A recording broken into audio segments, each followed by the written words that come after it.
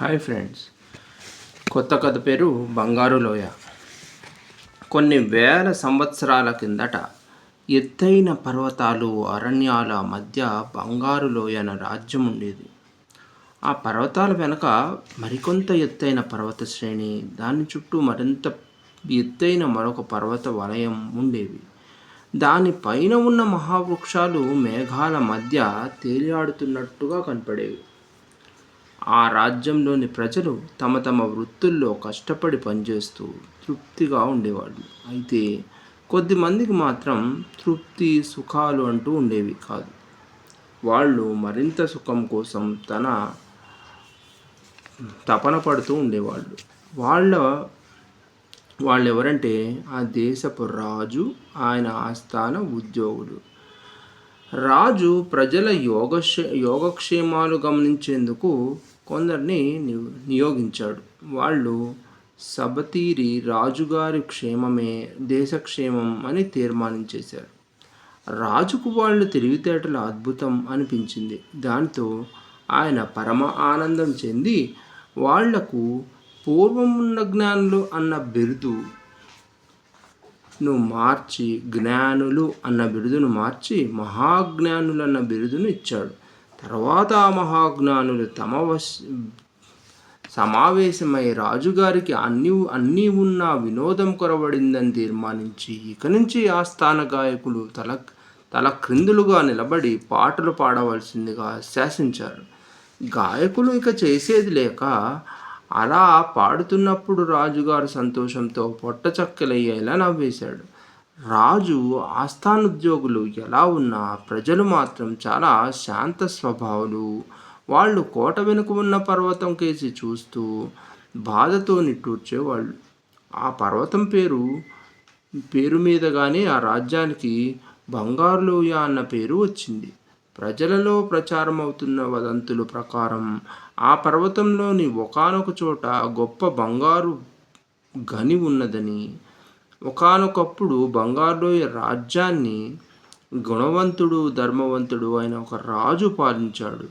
ఆయన చిత్రకారుడే కాదు, గొప్ప శిల్పి కూడా. తరచుగా ధ్యాన సమాధిలో ఉండేవాడు. అలాంటి ఒక తరుణంలో ఆయనకు ఒక బంగారు గని ఎక్కడ ఉన్నదో సూచనప్రాయంగా తెలిసింది. ఆ రాజశిల్పి కొంత బంగారాన్ని పోగు చేసి దాంతో ఒక అద్భుత సౌందర్యవతైన స్త్రీ విగ్రహాన్ని తయారు చేశాడు. రాజ్య ప్రజలందరికీ ఆ విగ్రహాన్ని ఒక శుభదినాన ఆ స్త్రీ విగ్రహాన్ని చూసేందుకు వీలు కలిగిస్తా అని రాజ్యంలో చాటింపు వేయించాడు. అయితే దుష్టుడైన ఆ మంత్రి కారణంగా రాజ్యం అల్లకలోలమైంది. మంత్రికి సింహాసనంతో పాటు బంగారు గనిని కూడా తనది చేసుకోవాలనే ఆశ కలిగింది. అతడు పొరుగురాజుతో కుట్ర పన్ని ఒక రాత్రి వేళ కోట మీద దాడి చేశాడు. కోట రక్షక భటులు శత్రువులను ఎదిరించారు. పోరు ప్రారంభమైంది. అలాంటి సమయంలోనే ఒక వింత జరిగింది. హఠాత్తుగా భూమి కంపించి కోట వెనుక ఉన్న పర్వతం బద్దలై దాని రాళ్ళు కోట మీద వచ్చి పడి కోటను ధ్వంసం చేసి కోటతో పాటు అక్కడ యుద్ధం చేస్తున్న వాళ్ళు దుర్మరణం పాలయ్యారు. మంత్రి, అతడి వెంట వచ్చిన శత్రు సైనికులు కూడా ప్రాణాలు కోల్పోయారు. సూర్యోదయం తర్వాత రాజశిల్పి ఆయన తయారు చేసిన బంగారు యువతి విగ్రహం కనిపించకుండా పోయినాయి. రాజు ఎటో పారిపోయి ఉంటాడని, విగ్రహం రాళ్లతో కప్పబడిందని ప్రజలు అనుకోవటం మొదలుపెట్టారు. ఆ తర్వాత కొన్ని సంవత్సరాల పాటు దాపులలో ఉన్న అరణ్యాలలో తమ రాజు పోలి ఉన్న ఒక మునిని చూసినట్టు కొందరు చెప్పసాగారు. అయితే ఎవరికీ ఆయన్ను సమీపించి మాట్లాడడం సాధ్యపడలేదు. మరికొందరికి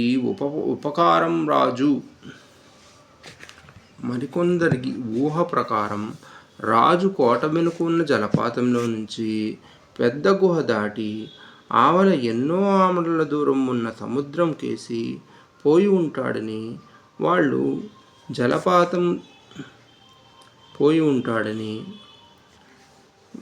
జలపాతం దాని చాటున ఉన్న గుహ గురించి చెప్పుకోవటమే కానీ ఎవరూ దాన్ని దాటి ఆవలకు పోవటం అంటూ జరగలేదు. ఒకవేళ ఎవరైనా అలాంటి ప్రయత్నం చేస్తే ప్రాణాలతో తిరిగి రావటం సాధ్యపడదన్న నమ్మకం వాళ్లకు కుదిరింది.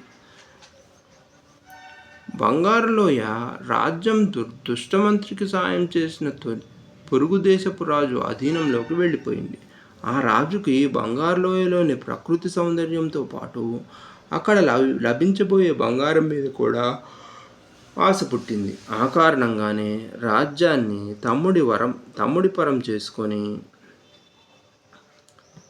బంగారులోయ పాత రాజభవనానికి దూరంగా మరొక రాజభవనం నిర్మింపజేశాడు. భూకంపం వల్ల కూలిపోయిన పాత కోటను రాజభవనాన్ని క్రమంగా చెట్టు చేమలు పొదలు ఆక్రమించేసి ప్రజలు ఆ ప్రాంతానికి వెళ్ళటానికి భయపడేవాళ్ళు. ఆ ప్రదేశమంతా రాత్రి వేళలే కాక పగటి వేళ కూడా భూతప్రేతాలు తిరుగులాడుతున్నవని వదంతులు కూడా వ్యాపించినాయి. విషసర్పాలకు, ఎలుగుబంట్లకు, పులులకు ఆ పరిసరాలు నివాసయోగ్యంగా మారి వినోదుడు అనే యువకుడొకడు ఆ ప్రాంతంలో నిర్భయంగా తిరుగుతూ ఉండేవాడు. ఇలా పాములు, పులులు, ఎలుగుబంట్లు. ఇక్కడ రాజు ఎవరితోనో మాట్లాడుతున్నాడు. ఏం జరిగిందో చూద్దాం.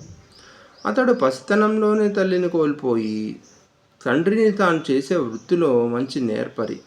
అతడి కొడుకును గురించే ఆలోచన ఉండేది కాదు.